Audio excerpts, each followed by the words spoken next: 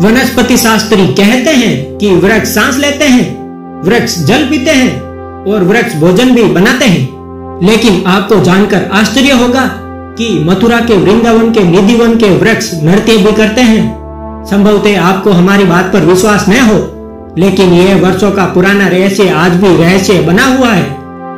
कहते हैं कि हर रात इस निधिवन के तुलसी के वृक्ष भगवान श्री कृष्ण की गोपियां बनकर उनकी रासलीला में हिस्सा लेते हैं और एक दूसरे के साथ झूम झूम के नृत्य करते हैं और प्रातःकाल की बेला में पुनः वृक्ष बन जाते हैं। जी हाँ, यह भगवान कृष्ण की धरती वृंदावन है, जिस भूमि का ऐसा प्रताप है कि यहाँ स्थित निधिवन के पेड़ पौधे भी रहस्यमय ढंग से प्रभु भक्ति में लीन हो जाते हैं। लोग इस निधिवन के ऐसे किस्से सुनाते हैं जो बड़े रहस्यमय लगते हैं।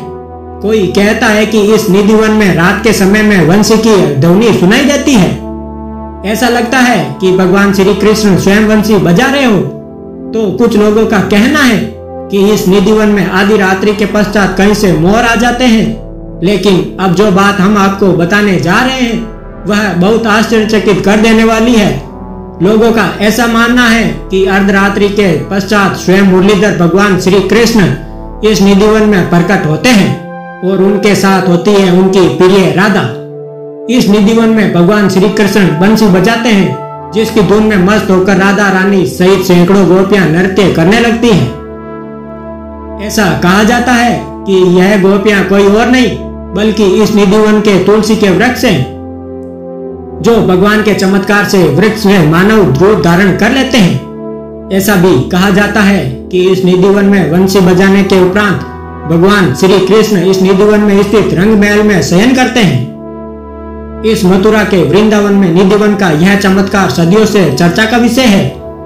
यहाँ हर रात्रि रंग महल में भगवान कृष्ण के शयन के लिए बिस्तर बिछाया जाता है और रंग महल के द्वार बंद कर दिए जाते हैं। सुबह के समय द्वार खोलने पर ऐसा आभास होता है कि किसी ने इस बिस्तर पर शयन किया हो।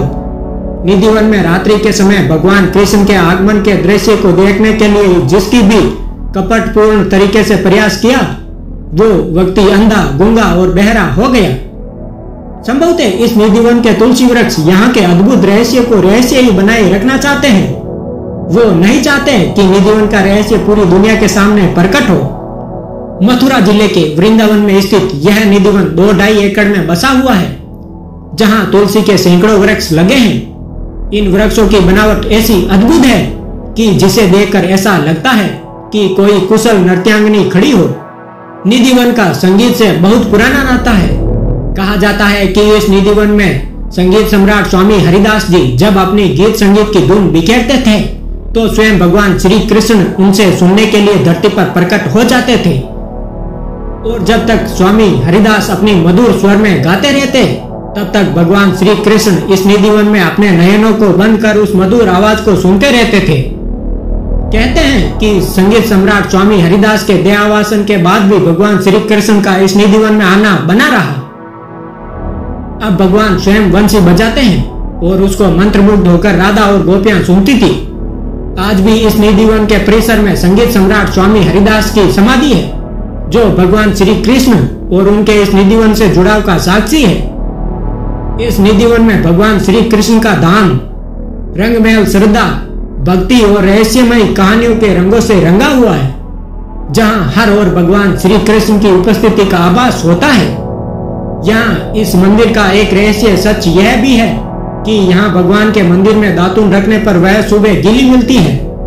इस निधिवन में होने वाले चमत्कारों को भगवान की माया जानकर मंदिर के पुजारियों और यहाँ आने वाले भक्त कभी इस स्थान का रहस्य जानने का प्रयास नहीं करते, क्योंकि ऐसा करना उनके लिए कष्टकारी हो सकता है। निधिवन जैसे अनेक स्थान भगवान के धरती पर आने के प्रमाण हैं। अनेक वैज्ञानिकों ने निधिवन में रात्रि में भगवान के आने के सच को जानने के लिए शोध कार्य किया है, लेकिन पक्का किसी निष्कर्ष पर नहीं पहुंच सके।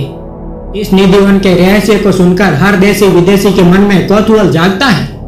इसीलिए इस वृंदावन के निधिवन में वर्ष भर भक्तों के आने का तांता लगा रहता है। हर कोई पर्यटक यहाँ आने के बाद एक अद्भुत आंतरिक प्रसन्नता का अनुभव करता है, क्योंकि भगवान कृष्ण की यह धरती उन्हें सम्मोहित कर लेती है।